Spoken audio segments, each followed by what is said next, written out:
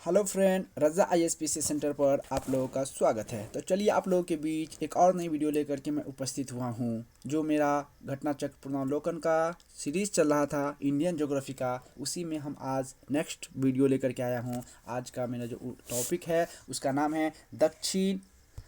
है दक्षिण एवं मध्य भारत की पर्वत श्रेणियाँ एवं पहाड़ियाँ। आज हम इस टॉपिक पे थ्योरी के साथ साथ एमसीक्यू भी क्वेश्चन करेंगे। चलिए आज हम लोग पहले थ्योरी को क्लियर करते हैं, देख लेते हैं थ्योरी में क्या क्या पॉइंट्स है, क्या क्या चीज़ दिया हुआ है, उन सभी को हम आप लोगों को याद कराने का कोशिश करेंगे। और हर एग्ज़ाम में यहाँ से क्वेश्चन एक दो क्वेश्चन रहता ही है हर हाल में। इसलिए जो भी बीपीएससी एयूडीओ बीपीएससी 72 के लिए और बिहार दरोगा मेंस के लिए तैयारी कर रहे हैं, उनसे गुजारिश है कि आप लोग आए इस चैनल पे और इस वीडियो को ज़्यादा से ज़्यादा मात्रा में देखें और लोगों तक, अपने दोस्तों तक, अपने साथियों तक पहुंचाएं और लिंक शेयर करें और चैनल को सब्सक्राइब करें। चलिए आज मैं अपना क्लास स्टार्ट करता हूं दोस्तों। तो आज मेरा फर्स्ट पॉइंट है, देखिए कि भारत के बृहद क्षेत्र में प्रायद्वीपीय पठार एक मेज़ की आकृति वाला स्थल है। यानी कि भारत के बृहद क्षेत्र में प्रायद्वीपीय पठार एक मेज आकृति वाला क्या है, क्षेत्र स्थल है, जो पुराने क्रिस्टलीय आग्नेय रूपांतरित शैलों से बना है। किससे बना है? जो पुराने आग्नेय क्रिस्टलीय रूपांतरित शैलों से बना है। प्रायद्वीपीय भाग गोंडवाना भूमि के अपक्षय एवं अपवाह के कारण बना प्राचीनतम भूभाग है। याद रखिएगा कि प्रायद्वीपीय भाग गोंडवाना भूमि के अपक्षय एवं अपवाह के कारण बना प्राचीनतम भूभाग है। इस पठारी भाग में चौड़ी तथा छिछली घाटियां एवं गोलाकार पहाड़ियां है। इस पठार के दो मुख्य भाग है। इस पठार के कितने मुख्य भाग है? दो मुख्य भाग है, याद रखिएगा। पहला मध्य उच्च भाग भूमि, दूसरा दक्कन का पठार। अगला याद रखिएगा, इस पठार के दो मुख्य भाग है, पहला मध्य उच्च भूमि, दूसरा दक्कन का पठार। चलिए, नर्मदा नदी के उत्तर में प्रायद्वीपीय पठार का वह भाग जो कि मालवा पठार के अधिकतर भागों पर फैला है। याद रखिएगा कि नर्मदा नदी के उत्तर में प्रायद्वीपीय पठार का वह भाग जो कि मालवा पठार के अधिकतर भागों पे फैला है, उसे मध्य उच्च भूमि के नाम से भी जाना जाता है, या उसे मध्य उच्च भूमि के नाम से जाना जाता है। विंध्य श्रृंखला दक्षिण में उच्च मध्य भूमि तथा उत्तर पश्चिम में अरावली पर्वत से घिरा है। यानी कि विंध्य श्रृंखला जो है दक्षिण में मध्य उच्च भूमि तथा उत्तर पश्चिम में अरावली श्रेणी से घिरा है। अरावली श्रेणी गुजरात के पालनपुर से लेकर राजस्थान एवं हरियाणा से होकर दिल्ली तक लगभग 800 किलोमीटर की लंबाई में फैली हुई है। कितने किलोमीटर की लंबाई में? 800 किलोमीटर की लंबाई में फैली है। चलिए नेक्स्ट पॉइंट की तरफ चलते हैं हम लोग कि इस का निर्माण प्री कैम्ब्रियन काल में हुआ था। याद रखिएगा, इस पर्वत श्रेणी का निर्माण, विंध्य श्रृंखला का निर्माण कब हुआ था? प्री कैम्ब्रियन काल में हुआ था, जो 600 से लेकर 570 बिलियन वर्ष पूर्व माना जाता है। कब से कब माना जाता है? 600 से 570 बिलियन वर्ष पूर्व माना जाता है।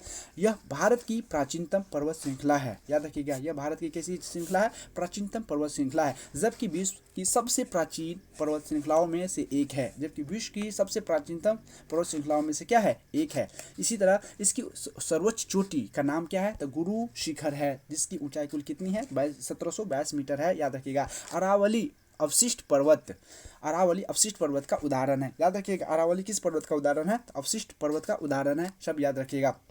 चलिए नेक्स्ट पॉइंट है अवशिष्ट पर्वत। उन पर्वतों को कहा जाता है, कौन पर्वत को कहेंगे? उन पर्वतों को कहा जाता है जो प्रारंभिक पर्वत अपर्दन की शक्तियों द्वारा अपर्दित होकर नीचे हो जाते हैं तथा उनका अवशिष्ट या शेष अवरोध भाग ही दृष्टिगोचर हो जाता है। क्योंकि इनका निर्माण अन्य प्रकार के पर्वतों पर अत्यधिक अपर्दन होने से होता है, अतः इन्हें घर्षित पर्वत या अवशिष्ट पर्वत भी कहा जाता है। उदाहरण के तौर पर विंध्याचल, अरावली, सतपुड़ा आदि इन सबके क्या है? उदाहरण है, एग्जाम्पल है। एक दफ़ा आप लोग नज़र से देख लेंगे भारत के ये प्रमुख दक्षिण एवं मध्य भारत की पर्वत श्रेणियाँ एवं पहाड़ियाँ, यानी कि हिमालय पर्वत श्रृंखला है। यहाँ पे हैं डफला पहाड़ी है, मिसमी पहाड़ी है, सब अरुणाचल प्रदेश में से। डफला मिसमी अरुणाचल प्रदेश में पड़ता है ना। अब गारो खासी जयंतिया पहाड़ी कहाँ पड़ता है? मेघालय में पड़ता है। नागा हिल्स मेघालय में ही पड़ता है। मिजो पहाड़ी मिजोरम में पड़ता है ना। कैमूर की पहाड़ी, हजारीबाग, सब कहाँ पड़ता है? सब झारखंड में पड़ जाता है। रामगढ़ हो गया। और इसके बाद ये देखिए गिरी तो कहाँ है? तो गुजरात। अरावली पर्वत कहाँ पड़ता है? तो राजस्थान में पड़ता है। विंध्यन पर्वत यही ये है।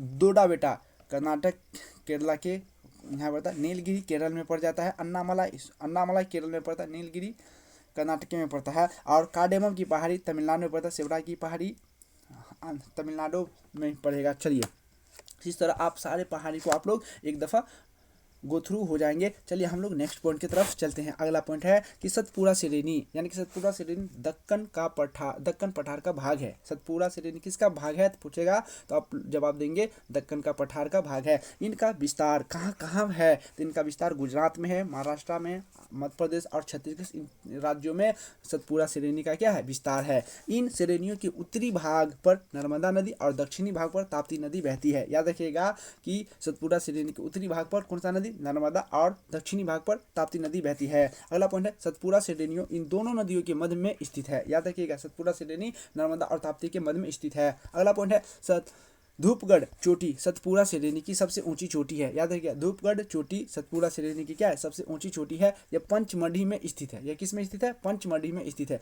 पश्चिमी घाट को सह्याद्री के नाम से भी जाना जाता है। याद रखिएगा पश्चिमी घाट को किसके नाम से जाना जाता है, सह्याद्री के नाम से भी जाना जाता है। याद रखिएगा पश्चिमी घाट की औसत ऊंचाई लगभग कितना है तो 1200 मीटर है। याद रखिएगा पश्चिमी घाट की औसत ऊंचाई कितना है तो 1200 मीटर है। केरल में इसे स्वयं पर्वतम के नाम से जाना जाता है। पश्चिमी घाट की सबसे ऊंची चोटी केरल में स्थित अनायमुडी है, जिसकी ऊंचाई 2695 मीटर है। पश्चिमी घाट का दक्षिणी क्षेत्र उत्तरी क्षेत्र की अपेक्षा अधिक ऊंचा है। पश्चिमी घाट का विस्तार पश्चिमी सागर तट के समानांतर गुजरात से लेकर के तमिलनाडु तक लगभग 1500 किलोमीटर की लंबाई में उत्तर में तापी के मुहाने के दक्षिण में कुमारी अंतरी तक पाया जाता है। अगला भ्रमशोत, जो ये क्या है, भ्रमशोत पर्वत है, जिनका निर्माण स्थल के एक खंड के अरब सागर में अपसंवलन के कारण हुआ है। इसका पश्चिमी ढाल तीव्र एवं खड़ा है, जबकि पूर्वी ढाल मंद और सीढ़ी नुमा या क्रमशः नीचा होता हुआ पठार है। अगला पॉइंट है 16 डिग्री उत्तरी अक्षांश तक पश्चिमी घाट मुख्यतः बेसाल्ट शैलों से एवं गोवा से दक्षिण ग्रेनाइट और नाइस शैलों से निर्मित है। अगला पॉइंट है नल्लामलाई पहाड़ियाँ आंध्र प्रदेश एवं तेलंगाना के मध्य सीमा पर बनाती है। ये पहाड़ियाँ कृष्णा और पेन्नार नदी के मध्य पर स्थित है। याद रखिएगा नल्लामलाई पहाड़ियाँ आंध्र प्रदेश एवं तेलंगाना के मध्य सीमा पर बनती है। ये पहाड़ियाँ कृष्णा एवं पेन्नार नदी के मध्य स्थित है। यह पूर्वी घाट की पहाड़ी में पूर्वी तटीय मैदान के समानांतर महानदी उड़ीसा से नीलगिरी की पहाड़ियों के मध्य विस्तृत है। जावदी पहाड़ियाँ तमिलनाडु राज्य में स्थित है। जावदी पहाड़ियाँ कहाँ है, तमिलनाडु राज्य में स्थित है। पहाड़ियों की रानी के नाम से विख्यात नीलगिरी पहाड़ियाँ पूर्वी घाट एवं पश्चिमी घाट के सम्मिलित स्थल पर अवस्थित है। दोदा बेटा 2637 मीटर नीलगिरी पहाड़ी की सर्वोच्च चोटी है। यानी कि दोदा बेटा नीलगिरी पहाड़ी की सबसे सर्वोच्च चोटी है। याद रखिएगा दक्षिण भारत की प्रसिद्ध दोडा तमिलनाडु राज्य जो जनजाति यहीं निवास करती है। अन्नामलाई पहाड़ियाँ की केरल एवं तमिलनाडु राज्य की सीमा पर अवस्थित है। इसकी सर्वोच्च चोटी अनायमुडी है। नीलगिरी पर्वतमाला तमिलनाडु, केरल एवं कर्नाटक राज्य में विस्तृत है। याद रखिएगा नीलगिरी पर्वतमाला तमिलनाडु, केरल एवं कर्नाटक राज्य में विस्तृत है। यह एक पर्वत ग्रंथि है। पर्वत ग्रंथि है। याद रखिएगा यह क्या है, पर्वत ग्रंथि है। अगला पॉइंट है कि कार्डेमम पहाड़ियाँ दक्षिण भारत में दक्षिणी पश्चिमी घाट के केरल के दक्षिणी पूर्वी हिस्से से तथा तमिलनाडु के दक्षिणी पश्चिमी हिस्से में अवस्थित है। इन पहाड़ियों पर इलायची यानी कि कार्डेमम की खेती व्यापक पैमाने पर की जाती है। शिवराय पहाड़ियाँ, अगला पॉइंट है शिवराय पहाड़ियाँ तमिलनाडु के सलेम के पास अवस्थित है। यानी कि शिवराय पहाड़ियाँ कहाँ है, तमिलनाडु के सलेम के पास अवस्थित है। अगला पॉइंट है ये पहाड़ियाँ पूर्वी घाट का हिस्सा है। कौन, शिवराय की पहाड़ियाँ किस घाट का हिस्सा है तो पूर्वी घाट का हिस्सा है। याद रखिएगा। अगला पॉइंट है तमिलनाडु का प्रसिद्ध हिल स्टेशन यारकॉक इन्हीं पहाड़ियों पर स्थित है। यानी कि तमिलनाडु का प्रसिद्ध हिल स्टेशन किन पहाड़ियों पर स्थित है तो यारकॉड पहाड़ी पर स्थित है। महादेव पहाड़ियाँ सतपुरा पर्वत श्रेणी का भाग है। याद रखिएगा महादेव पहाड़ियाँ किस पर्वत श्रेणी का भाग है, तो सतपुड़ा सिडनी का भाग है जो मध्य प्रदेश राज्य में स्थित है। जो किस राज्य में स्थित है? मध्य प्रदेश राज्य में स्थित है। अगला पॉइंट याद रखिएगा, कैमूर पहाड़ियाँ मध्य प्रदेश से बिहार के सासाराम तक विस्तृत है। यानी कि याद रखना है कि कैमूर जो पहाड़ियाँ है वो मध्य प्रदेश से बिहार के सासाराम तक विस्तृत है, यानी कि फैला हुआ है, विस्तृत तक फैला हुआ है। अगला पॉइंट है गढ़ जात की पहाड़ियाँ उड़ीसा राज्य में स्थित है। याद रखिएगा, गढ़ जात की पहाड़ियाँ कहाँ पे? उड़ीसा राज्य में स्थित है, जहाँ गोंड जनजाति निवास करती है। कौन सा जनजाति निवास करती है? तो गोंड जनजाति निवास करती है। गढ़ जात की पहाड़ियाँ उड़ीसा राज्य में स्थित है, जहाँ गोंड जनजाति निवास करती है। अजंता श्रेणी का विस्तार केवल महाराष्ट्र राज्य में ही है। याद रखिएगा, अजंता श्रेणी का विस्तार केवल किस राज्य में? महाराष्ट्र राज्य में ही है। रामगिरी की पहाड़ियाँ तेलंगाना में स्थित है। रामगिरी की पहाड़ियाँ कहाँ स्थित है? तो तेलंगाना में स्थित है। यह पूर्वी घाट या महेंद्र पर्वत का हिस्सा है। याद रखिएगा, रामगिरी की पहाड़ियाँ तेलंगाना राज्य में स्थित है और यह पूर्वी घाट और महेंद्र पर्वत का हिस्सा है। महेंद्र पर्वत का क्या हिस्सा है? अगला पॉइंट है मैकाल श्रेणी सतपुड़ा श्रेणी का पूर्वी भाग है। याद रखिएगा, मैकाल श्रेणी किस पर्वत का भाग है? तो सतपुड़ा श्रेणी का पूर्वी भाग है। सतपुड़ा श्रेणी का क्या? पूर्वी भाग है और यह मध्य प्रदेश एवं छत्तीसगढ़ राज्य में विस्तृत है। और यह मध्य प्रदेश और छत्तीसगढ़ राज्य में विस्तृत का मतलब होता है फैला हुआ है। चलिए, अब हमारा जो ये टॉपिक था उसका थ्योरी कंप्लीट हो गया। अब हम लोग इसका MCQ करते हैं। चलिए, पहला क्वेश्चन आज का है, निम्नलिखित में से सबसे प्राचीन पर्वत श्रृंखला कौन सी है? अभी हम लोग पर क्या है? अरावली, जो राजस्थान में है, सबसे क्या है? सबसे प्राचीन पर्वत है। चलिए नेक्स्ट इसका एक्सप्लेनेशन देखते हैं। अरावली श्रेणी गुजरात के पालनपुर से लेकर राजस्थान एवं हरियाणा से होकर दिल्ली तक लगभग 800 किलोमीटर की लंबाई में फैली हुई है। याद रखिएगा कि अरावली श्रेणी गुजरात के पालनपुर से लेकर राजस्थान एवं हरियाणा से होकर दिल्ली तक लगभग 800 किलोमीटर की लंबाई में फैली हुई है। इसका निर्माण प्री कैम्ब्रियन काल में हुआ था। इसका निर्माण किस में हुआ था? प्री कैम्ब्रियन काल में हुआ था, जो 600 से 570 बिलियन वर्ष पूर्व का माना जाता है। यह भारत की प्राचीनतम पर्वत श्रृंखला है। याद रखिएगा, यह भारत की कैसी पर्वत श्रृंखला है? तो प्राचीनतम पर्वत श्रृंखला है, जबकि विश्व का सबसे प्राचीन पर्वत श्रृंखलाओं में से एक है। सबसे प्राचीन पर्वत श्रृंखलाओं में से एक है। इसकी सर्वोच्च चोटी गुरु शिखर है, जिसकी ऊंचाई 1722 मीटर है। याद रखिएगा। नेक्स्ट क्वेश्चन की तरफ चलते हैं। भारत के निम्नलिखित पर्वत प्रणालियों में से कौन सबसे पुरानी है? अभी हम लोग पढ़े अरावली पर्वत है, सबसे पुरानी है। चलिए नेक्स्ट क्वेश्चन की तरफ चलते हैं। अधोलिखित में से कौन सी पर्वत श्रृंखला भारत में प्राचीनतम है? यानी कि अधोलिखित में से भारत की कौन सी पर्वत श्रृंखला सबसे पुरानी है? तो अभी पढ़े अरावली पर्वत। चलिए नेक्स्ट क्वेश्चन, अरावली श्रेणियां किस राज्य में है? तो सभी को पता होगा, राजस्थान में है। अगला क्वेश्चन है, भारत की प्राचीनतम पर्वत श्रेणी कहाँ स्थित है? सभी को पता है, अरावली राजस्थान में है। चलिए नेक्स्ट क्वेश्चन की तरफ हम लोग चलते हैं। अगला है अरावली श्रेणियां, है ना? अरावली श्रेणियां की अनुमानित आयु कितना है? तो अभी बोले थे हम लोग कितना से कितना? 570 है, 800 से ना, तो 570 किस में है? इसमें 570 बिलियन वर्ष पूर्व इसका निर्माण हुआ था। हाँ, अगला क्वेश्चन है, देश में नामांकित कौन सा भौगोलिक क्षेत्र सबसे प्राचीन है? अभी बोले हैं अरावली पर्वत होगा, जहाँ भी देखिए मिलेगा भारत की प्रायद्वीपीय पठार। लेकिन इसमें ये अलग बात है कि निम्न हिमालय का पर्वत ये तो नवीन वलित पर्वत है, उत्तर का भारत का विशाल ये तो नहीं नवीन होगा, पूर्वी तटीय मैदान ये भी ना, लेकिन भारतीय प्रायद्वीपीय पठार सबसे पुराना है। अगला, दिए गए भौगोलिक क्षेत्र में भारतीय प्रायद्वीपीय पठार सबसे प्राचीन है, सबसे पुराना। यह गोंडवाना भूमि के अपक्षय एवं अपवाह के कारण बना है। अगला, निम्नलिखित में से कौन रेजिड्यूल पर्वत का उदाहरण है? रेजिड्यूल पर्वत का उदाहरण है तो अरावली पर्वत रेजिड्यूल पर्वत का उदाहरण है, यानी कि अरावली अवशिष्ट पर्वत रेजिड्यूल माउंटेन का उदाहरण है। अगला, दक्षिण भारत की सबसे ऊंची चोटी, अभी पढ़े थे दक्षिण भारत की सबसे ऊंची चोटी अनाईमुडी जो केरल में है, अनाईमुडी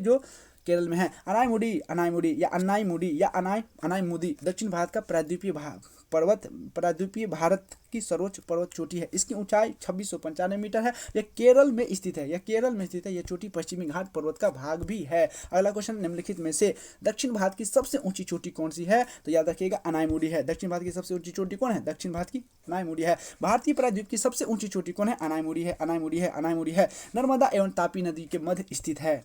कौन है? सतपुड़ा श्रेणियां। कौन सा श्रेणियां? सतपुड़ा श्रेणियां। हाँ, सतपुड़ा श्रेणियां के उत्तरी भाग पर नर्मदा नदी तथा दक्षिणी भाग पर ताप्ती नदी बहती है, अर्थात सतपुड़ा श्रेणियां दोनों नदियों के मध्य में स्थित है। अतः विकल्प भी सही उत्तर है। नेक्स्ट क्वेश्चन की तरफ हम लोग चलते हैं कि उत्तर से शुरू कर दक्षिण की ओर दक्षिण की ओर नीचे दी गई पहाड़ियों का सही अनुक्रम कौन सा होगा? उत्तर से दक्षिण की ओर, किधर से? उत्तर से शुरू करके और दक्षिण की ओर यानी ऊपर से नीचा की ओर आएंगे। तो सबसे पहला अन्नामलाई पहाड़िया आएगा, उसके बाद जावादी पहाड़िया, उसके बाद नीलगिरी पहाड़िया, उसके बाद अन्नामलाई पहाड़िया आएगा। एक है नल्लामलाई पहाड़िया, उसके बाद जावादी पहाड़िया, उसके बाद नीलगिरी पहाड़िया, उसके सबसे लास्ट में अन्नामलाई पहाड़िया आएगा। तो इसका एग्जैक्ट आंसर ऑप्शन सी हो जाएगा। चलिए एक एग्जाम्पल भी, एक्सप्लेनेशन भी इसका हम लोग देख लेते हैं क्या है। नल्लामलाई पहाड़ियाँ आंध्र प्रदेश और तेलंगाना के मध्य सीमा पर बनती है। याद रखिएगा, नल्लामलाई पहाड़ियाँ आंध्र प्रदेश और तेलंगाना के मध्य सीमा पर बनती है। याद हो गया ना? नल्लामलाई पहाड़ियाँ कहाँ बनती है? आंध्र प्रदेश और तेलंगाना की सीमा पर। अगला पॉइंट है, ये पहाड़ियाँ कृष्णा और पेन्नूरू नदी के मध्य स्थित है। जावादी पहाड़ियाँ तमिलनाडु राज्य में स्थित है। जावादी पहाड़ियाँ का तमिलनाडु राज्य में स्थित है। पहाड़ियों की रानी के नाम से विख्यात नीलगिरी पहाड़ियाँ पूर्वी घाट एवं पश्चिमी घाट के सम्मिलित स्थल पर अवस्थित है। यानी कि पहाड़ियों की रानी के नाम से किसको जाना जाता है? नीलगिरी पहाड़ी को जाना जाता है, जो पूर्वी घाट एवं पश्चिमी घाट के सम्मिलित करता है, यानी कि साथ करता है। और अन्नामलाई पहाड़ियाँ केरल एवं तमिलनाडु राज्य की सीमा पर अवस्थित है। यानी कि और नेक्स्ट क्वेश्चन, अन्नामलाई पहाड़ियाँ केरल और तमिलनाडु के सीमा पर अवस्थित है। नेक्स्ट पॉइंट है, ये चारों पहाड़ियाँ मुख्यतः आंध्र प्रदेश, तमिलनाडु एवं केरल राज्य में क्रमशः उत्तर से दक्षिण की ओर घटते क्रम में अवस्थित है। इस प्रकार विकल्प सी सही उत्तर है। चलिए नेक्स्ट क्वेश्चन है, निम्नलिखित उच्चावच आकृतियों पर ध्यान दीजिए। उच्चावच, जब भी हम ये सब क्वेश्चन करते हैं तो हमें मैप अच्छा से आना चाहिए, और मैप मुझे समझ में आए आप लोगों को तो बिल्कुल ये आंसर आप लोगों के लिए आसान हो जाएगा, बेहद आसान हो जाएगा। यही पूछा है, निम्नलिखित उच्चावच आकृतियों पर ध्यान दें। उपर्युक्त उच्चावच आकृतियों का पश्चिम से पूर्व की ओर, कहाँ से? पश्चिम से पूर्व की ओर बढ़ते हुए सही क्रम बताए। पश्चिम से पूर्व की ओर कैसे बताएंगे बताइए आप लोग? तो हम लोग सबसे पहले 1 2 3 एग्जैक्ट आंसर 4 होगा। महादेव पर्वत श्रृंखला पश्चिम से पूर्व की ओर, फिर उसके बाद मैकाल पर्वत श्रृंखला, ठीक है, छोटा नागपुर का पठार, उसके बाद खासी की पहाड़ियाँ पश्चिम से पूर्व की ओर जा रहा है। यानी कि गुजरात से लेकर के किधर से जाएगा? अरुणाचल प्रदेश तक दिश जाएगा। तो 1 2 3 4 चारों एक्यूरेट सही है, लाइन में सही है सजावटी के तौर पर। चलिए, प्रश्नानुसार दिए गए उच्चावच आकृतियों का पश्चिम से पूर्व की ओर बढ़ते हुए क्रम है। महादेव पर्वत श्रृंखला, मैकाल पर्वत श्रृंखला, छोटा नागपुर पर्वत श्रृंखला तथा खासी की पहाड़ी। खासी कहाँ पे? मेघालय में। याद रखिएगा, महादेव एवं मैकाल श्रेणियाँ सतपुरा श्रेणी के पूर्वी विस्तार के रूप में स्थित है। इनके पूर्व में छोटा नागपुर श्रेणी तथा सबसे पूर्व में खासी की पहाड़ियाँ यानी कि मेघालय में स्थित है। चलिए नेक्स्ट क्वेश्चन है, निम्नलिखित किस पहाड़ी पर पूर्वी घाट पश्चिमी घाट से मिलता है? याद रखिएगा, निम्नलिखित में से किस पहाड़ी पर पूर्वी घाट पश्चिमी घाट से मिलता है? तो नीलगिरी पहाड़ी पर मिलता है, जो केरल में है। याद रखिएगा, नीलगिरी पहाड़ी भारतीय प्रायद्वीप के पूर्वी घाट तथा पश्चिमी घाट पर के बिंदु पर मिलती है। नीलगिरी पहाड़ी को ब्लू माउंटेन भी कहते हैं। याद रखिएगा, किस पहाड़ी को ब्लू माउंटेन कहते हैं? तो नीलगिरी पहाड़ी को ब्लू माउंटेन भी कहते हैं। इसकी सर्वाधिक ऊंची चोटी का नाम क्या है? डोडा बेटा लगभग 2637 मीटर ऊंची है। अगला, डोडा बेटा ऊंची चोटी स्थित कहाँ पे है? तो नीलगिरी पहाड़ियों में। अगला, जहाँ पूर्वी घाट और पश्चिमी घाट मिलते हैं वहाँ निम्नलिखित में से कौन सी पहाड़ियाँ अवस्थित है? तो वह नीलगिरी पहाड़ियाँ अवस्थित है। कौन सी पहाड़ियाँ? नीलगिरी पहाड़ियाँ। जहाँ पूर्वी घाट और पश्चिमी घाट मिलते हैं वहाँ कौन सी पहाड़ियाँ स्थित है? तो वहाँ पे नीलगिरी पहाड़ियाँ अवस्थित है। चलिए नेक्स्ट क्वेश्चन की तरफ हम लोग चलते हैं। अगला क्वेश्चन, निम्नलिखित में से कौन एक कर्नाटक, केरल एवं तमिलनाडु राज्य के मिलन स्थल पर स्थित है? याद रखिएगा, कौन है जो कर्नाटक, केरल और तमिलनाडु राज्य के मिलन स्थल पर स्थित है? तो याद रखिएगा, नीलगिरी पहाड़ियाँ। कौन है? नीलगिरी पहाड़ियाँ। चलिए नेक्स्ट पॉइंट, इसका एक्सप्लेनेशन हम लोग देखते हैं। नीलगिरी पहाड़ियाँ भारत के दक्षिणी भाग में स्थित एक पर्वतमाला है। यह पर्वतमाला पश्चिमी घाट श्रृंखला का हिस्सा है। ये कर्नाटक, केरल एवं तमिलनाडु राज्यों के मिलन स्थल पर स्थित है। याद रखिएगा। अगला नेक्स्ट पॉइंट है, नीलगिरी पर्वतमाला जिस राज्य में स्थित है वह कौन सा राज्य है? तो वह राज्य तमिलनाडु है। याद रखिएगा, नीलगिरी पर्वतमाला जिस राज्य में स्थित है वह है तमिलनाडु। क्या है? तमिलनाडु। चलिए नेक्स्ट क्वेश्चन की तरफ चलते हैं। भारतीय समुद्र शास्त्रियों ने अब अरब सागर के तल में बम्बई से दक्षिण पश्चिम में लगभग 455 किलोमीटर दूर एक नए 1505 मीटर ऊंचे पर्वत से की खोज की है। इस पर्वत का नाम रखा गया है, उसका नाम क्या? तो रमन सागर पर्वत रखा गया। रमन सागर पर्वत उस समय करंट का क्वेश्चन था 1995 में। चलिए अगला क्वेश्चन है, इसका एक्सप्लेनेशन भी देख लेते हैं। भारतीय समुद्र शास्त्रियों ने 3 समुद्र पर्वत श्रेणियों की खोज की थी। जिसमें एक मध्य हिंद महासागर, दूसरा हिंद महासागर बेसिन है, दूसरा पूर्वी अरब सागर, कन्या तथा तीसरा बम्बई से 455 किलोमीटर दक्षिण पश्चिम में खोजा गया। इस पर्वत का नामकरण महान वैज्ञानिक सीवी रमन के नाम पर रमन सागर पर्वत रखा गया। अन्य दो का नाम पनिक्कर एवं वाडिया के नाम पर रखा गया है।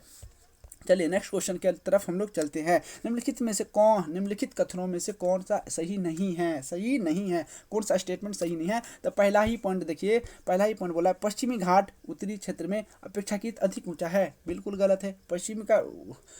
पश्चिमी उत्तरी से नहीं है, उत्तरी का नीचा है और कहते पश्चिमी नहीं, दक्षिण का होता है वो है।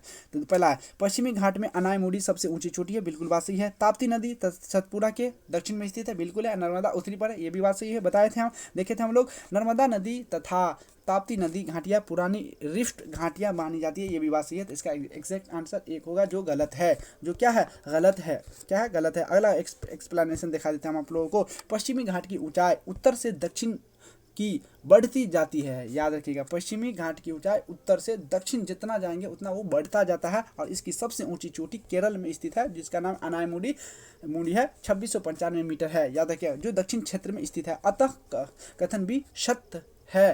ताप्ती नदी सतपुरा के दक्षिण में बहती है। बिल्कुल सही है। इस प्रकार कथन शी सत्य है। दो समानांतर भागों के फैलाव के रिफ्ट घाटी या ग्राबेन का निर्माण करता है। ये भी बात है। ये घाटियाँ संकरी होती है। नर्मदा, दामोदर एवं ताप्ती नदियाँ भारतीय रिफ्ट घाटी के उदाहरण है। अतः कथन डी भी सभी सत्य है। अतः विकल्प ए असत्य है। चलिए नेक्स्ट क्वेश्चन की तरफ हम लोग चलते हैं। नेक्स्ट क्वेश्चन क्या कहता है कि भारत की निम्नलिखित में से कौन सी पर्वत श्रेणी केवल एक ही राज्य में फैली है? अभी पढ़े थे वो जो अजंता, महाराष्ट्र में। केवल अजंता पहाड़ी किस है? केवल महाराष्ट्र में है। याद रखिएगा, अजंता श्रेणी महाराष्ट्र राज्य में स्थित है। इसका विस्तार केवल महाराष्ट्र राज्य में ही है। अन्य का विस्तार एक से अधिक राज्यों में है। चलिए नेक्स्ट क्वेश्चन है, महाराष्ट्र एवं कर्नाटक में पश्चिमी घाट डैश कहलाता है? सह्याद्री के नाम से जानते हैं उसको। क्या कहते हैं? सह्याद्री के नाम से जानते हैं। सीधा सीधे क्वेश्चन था। पश्चिमी घाट में महाराष्ट्र, गोवा एवं कर्नाटक में सह्याद्री के नाम से जाना जाता है। नेक्स्ट क्वेश्चन है, निम्नलिखित नीचे दिए गए कूट से सही निम्नलिखित पहाड़ियों का दक्षिण से उत्तर की ओर बढ़ते हुए क्रम में अवस्थित अनुक्रम सही करें, यानी कि बढ़ते हुए क्रम में। तो सबसे पहले क्या होगा? सतमाला पहाड़ियाँ, कैमूर की पहाड़ियाँ, पीर पंजाल की श्रेणी और नागा पहाड़ियाँ 1 2 3 4 सभी सही है। इसका आंसर बी हो जाएगा, यानी कि सही था। निम्नलिखित पहाड़ियों का दक्षिण से उत्तर की ओर बढ़ते हुए सही क्रम इस प्रकार है। सबसे पहला होगा सतमाला पहाड़ियाँ जो महाराष्ट्र में है, दक्षिण से क्या कह रहा है क्वेश्चन? दक्षिण से उत्तर की ओर है ना। तो पहला सतमाला पहाड़ियाँ जो महाराष्ट्र में, दूसरा कैमूर पहाड़ियाँ मध्य प्रदेश में है, मध्य प्रदेश और बिहार में है, और उसके बाद नागा पहाड़ियाँ जो भारत और म्यांमार में है, और पीर पंजाल पहाड़ियाँ जो जम्मू कश्मीर के श्रेणी में है। याद हो गया होगा सभी को। अगला क्वेश्चन हम लोग चलते हैं, कार्डेमम पहाड़ियाँ। वाह, बहुत अच्छा क्वेश्चन। कार्डेमम पहाड़ियाँ जिन राज्यों की सीमाओं पर स्थित है वह केरल और तमिलनाडु। बोले थे कार्डेमम की पहाड़ी तमिलनाडु और केरल के सीमा पर स्थित है, बाउंड्री पे साझा करता है। कार्डेमम पहाड़ियाँ दक्षिण भारत में दक्षिणी पश्चिमी तट के केरल के दक्षिणी पूर्वी हिस्से तथा तमिलनाडु के दक्षिण पश्चिम हिस्से में अवस्थित है। याद रखिएगा। अगला, भारत की दक्षिणतम पर्वत श्रेणी कौन सी है? कार्डेमम है दक्षिण पर्वत श्रेणी। कार्डेमम पहाड़ियाँ भारत की दक्षिणतम पर्वत श्रेणी है। यह अन्नामलाई पहाड़ी के दक्षिण में स्थित है। यहाँ पर इलायची का अत्यधिक उत्पादन होता है, जिसके कारण उन्हें इलायची पहाड़ियाँ भी कहा जाता है। उसे क्या कहता है? इलायची पहाड़ियाँ भी कहा जाता है। अगला, शिवराय पहाड़ियाँ कहाँ अवस्थित है? याद रखिएगा, तमिलनाडु में। शिवराय पहाड़ियाँ कहाँ स्थित है? तो वह तमिलनाडु में स्थित है। अगला है, समुद्र तल से 4000 से 5000 फीट ऊंचे पठार से संलग्न शिवराय पहाड़ियाँ तमिलनाडु के सलेम के पास अवस्थित है। तमिलनाडु के कहाँ? सलेम के पास अवस्थित है। याद रखिएगा। नेक्स्ट पॉइंट है, नेक्स्ट क्वेश्चन है, निम्नलिखित में से कौन महाराष्ट्र में नहीं स्थित है? महाराष्ट्र में कौन नहीं स्थित है? तो मांडव पहाड़ियाँ महाराष्ट्र में स्थित नहीं है, बाद बाकी सभी महाराष्ट्र में स्थित है। बालघाट श्रेणी महाराष्ट्र में है, हरिश्चंद्र श्रेणी भी है, और सतमाला पहाड़ियाँ महाराष्ट्र में है ये सब, लेकिन मांडव पहाड़ियाँ नहीं हैं।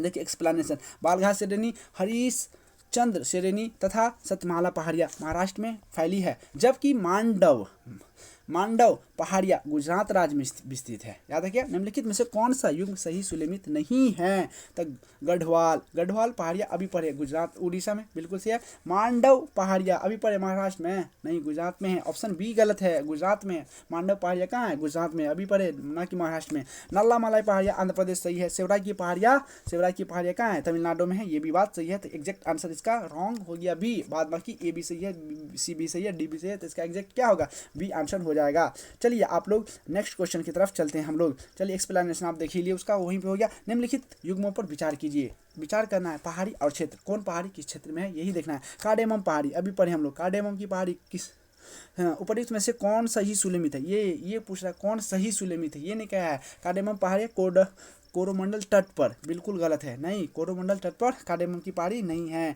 अगला कैमूर पहाड़ियाँ कोंकण तट पर, ये भी सही नहीं है। महादेव पहाड़ियाँ मध्य प्रदेश मध्य भारत में है, ये बात सही है। मिकीर पहाड़ियाँ पूर्वोत्तर भारत में है, ये भी सही है। तो एकदम इसका 3 और 4 सही है, बाद बाकी 1 और 2 गलत है। चलिए एक्सप्लेनेशन पे हम लोग चलते हैं, देखेंगे।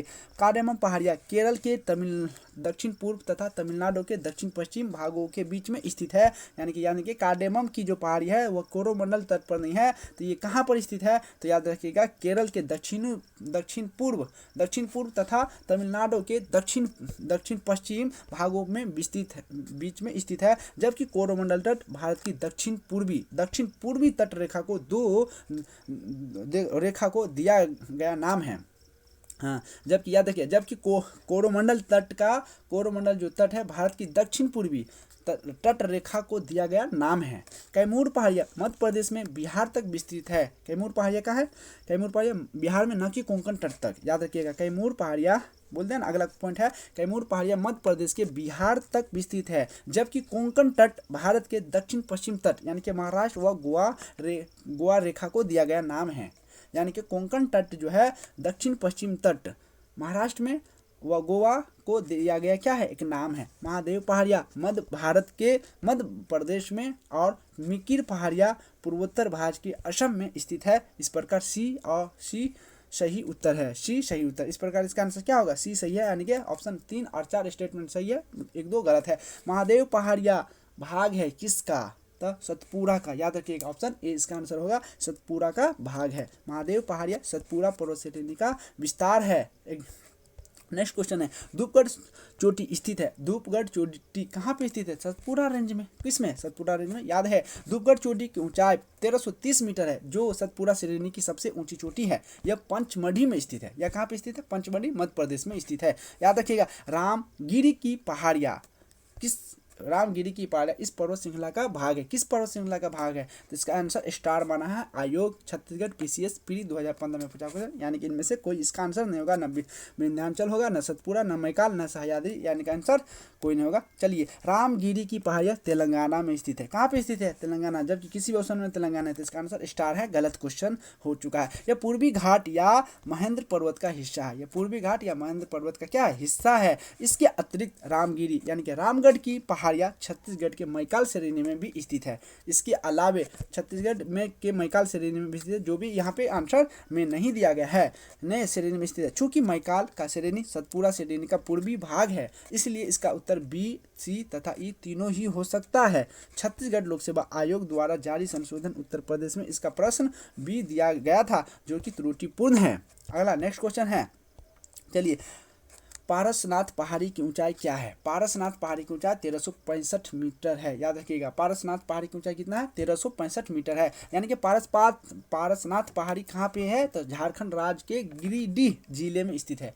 झारखंड राज्य के कौन सा जिले में? गिरिडीह राज्य जिले में स्थित है। इसकी ऊंचाई लगभग 1365 मीटर है और इसके शिखर पर शिखरजी जैन मंदिर स्थित है। शिखरजी जैन मंदिर, इसके शिखर पर कौन सा मंदिर? शिखरजी जैन मंदिर स्थित है। यह पहाड़ियाँ छोटा नागपुर पठार के पूर्वी छोर पर स्थित है। किस छोर पर? पूर्वी छोर पर स्थित है। यह झारखंड राज्य की सर्वोच्च चोटी है। यह झारखंड राज्य की क्या? सर्वोच्च चोटी है और इसका नाम जैन धर्म के 23वें तीर्थंकर पार्श्वनाथ के नाम पर रखा गया है। नेक्स्ट क्वेश्चन है, सूची 1 को सूची 2 से सुलेमित कीजिए और सूचियों के नीचे दिए गए कूट से सही उत्तर का चयन करें। चलिए, पहला पहाड़िया, दूसरा राज। पहला पहाड़ी, दूसरा क्या है, राज है। हमें मिलान चिन्ह करना है। इसका क्या है मिलान चिन्ह में, देख लेते हैं। पहला या गो, गारो, गारो, गारो खासी जयंतिया कहाँ पे है, गारो मेघालय में, बिल्कुल सही है। मीरी, मीरी, मीरी, मीरी कहे तो अरुणाचल प्रदेश, मीरी मिसरी अरुणाचल प्रदेश में है। और कोल्लई मलाई, कोल्लई मलाई तमिलनाडु में है। और डालमा, डालमा झारखंड में है। तो एग्जैक्ट इसका आंसर ए हो जाएगा। 1 का 1, 2 का 3, 3 का 2, 4 का 4 एग्जैक्ट आंसर। चलिए अगला, गारो कहाँ है, मेघालय में। मीरी अरुणाचल प्रदेश में, मीरी मिसमी सब अरुणाचल प्रदेश में। और कोल्लई, कोल्लई, कोल्लई मलाई कहाँ है, तमिलनाडु में है। और डालमा, डालमा कहे तो झारखंड में। डालमा कहाँ है, झारखंड में है। चलिए नेक्स्ट क्वेश्चन है, पश्चिमी घाट के संबंध में निम्नलिखित कथनों पर विचार कीजिए। यह एक भ्रंश, यह अगला स्टेटमेंट देखना है कौन सा स्टेटमेंट सही है, यानी कि इसका आंसर में स्टेटमेंट कौन सा स्टेटमेंट सही है। 46 तक है क्वेश्चन, है ना। चलिए 46 तक क्वेश्चन है इसका, हम लोग देख लेते हैं। अभी हम लोग कितने नंबर क्वेश्चन पे हैं, तो हम लोग अभी 37 नंबर क्वेश्चन पे आ गए। चलिए अब कुछ नहीं, 37 नंबर क्वेश्चन पे आ गए। पहला, पश्चिमी घाट के संबंध में निम्नलिखित कथनों पर विचार कीजिए। यह एक भ्रंशोत पर्वत है, भ्रंशोत पर्वत है। क्या सही है स्टेटमेंट, बिल्कुल सही पर्वत है, सही है, सही है स्टेटमेंट। अगला दूसरा, इसका पूर्वी ढाल क्रमशः नीचा होता हुआ पठार है, नीचा होता हुआ पठार है, तो ये भी बात सही है। और इसका उत्तरी खंड वाला बेसाल्ट से आच्छादित है, ये भी सही है। तो ये इसका तीनों स्टेटमेंट, इसके आंसर डी हो जाएगा एग्जैक्ट। अगला एक्सप्लेनेशन देख लेते हैं। पश्चिमी घाट का विस्तार पश्चिमी सागर तट के समानांतर लगभग 1500 किलोमीटर की लंबाई में उत्तर में तापी के मुहाने से दक्षिण में कुमारी अंतरीप तक पाया जाता है। ये भ्रंशोत यानी कि ब्लॉक पर्वत है, जिनका निर्माण स्थल के एक खंड के अरब सागर में अपसंवलन के कारण हुआ है। इसका पश्चिमी ढाल तीव्र एवं खड़ा है, जबकि पूर्वी ढाल मंद एवं सीढ़ी नुमा या क्रमशः नीचा होता हुआ पठार है। 16 डिग्री उत्तरी अक्षांश तक पश्चिमी घाट मुख्यतः बेसाल्ट शैलों से, गोवा के दक्षिण ग्रेनाइट और नाइस शैलों से निर्मित है। चलिए नेक्स्ट क्वेश्चन, कोडाईकनाल किस पहाड़ी में स्थित है। कोडाईकनाल, तो इनमें से कोई नहीं, आंसर नहीं। कोडाईकनाल कहाँ है, तो इसका आंसर सी होगा पालेनी की पहाड़ी में। किस पहाड़ी में, पालेनी की पहाड़ी में। कोडाईकनाल किस पहाड़ी में स्थित है, तो कोडाईकनाल पालेनी की पहाड़ी में स्थित है। कोडाईकनाल तमिलनाडु के डिंडीगुल जिले में पालेनी की पहाड़ी में अवस्थित है। पालेनी की पहाड़ी में क्या अवस्थित है। निम्नलिखित में से कौन सी पहाड़ियाँ राजस्थान में विंध्यन पर्वत श्रेणियों का विस्तार है, तो ये मुकंदरा पहाड़ियाँ। कौन सा, मुकंदरा पहाड़ियाँ विंध्य पर्वत श्रेणी का क्या है, भाग है। अगला, मुकुंदरा पहाड़ियाँ राजस्थान में विंध्य पर्वत श्रेणियों की विस्तार है। मुकुंदरा पहाड़ियाँ कोटा व झालवाड़ा के बीच अवस्थित है। कोटा या कहाँ, झालवाड़ा के बीच अवस्थित है। अगला क्वेश्चन है, निम्नलिखित में से कौन सी पर्वतीय चोटी पूर्वी घाट में अवस्थित नहीं है। पूर्वी घाट में तो सलहेर जो है पूर्वी घाट में क्या है, अवस्थित नहीं है। बाद बाकी एग्जाम्पल एक्सप्लेनेशन देख लेते हैं इसका। पूर्वी घाट पर्वत का विस्तार भारत की मुख्य भूमि से पूर्वी तट के समानांतर उड़ीसा के तमिलनाडु तक है। पूर्वी घाट के प्रमुख पर्वत चोटियों में मल्लयगिरी, महेंद्रगिरी, गली कोंडा आंध्र प्रदेश, सिंक्राम गट्ठा उड़ीसा, मादुरगुला गोंडा आंध्र प्रदेश आते हैं। सलहेर चोटी महाराष्ट्र में स्थित है। सलहेर चोटी कहाँ पे, महाराष्ट्र में स्थित है। यह पश्चिमी घाट पर्वत श्रेणी चोटी है। इसका ऊंचाई लगभग 1567 मीटर है। चलिए हम अपना वीडियो यहीं पे ख़त्म करते हैं। और जो भी बचा है, 2-4 क्वेश्चन बच चुका है, हम थक गए हैं और नेक्स्ट वीडियो में मिलेंगे आप लोगों से। चलिए।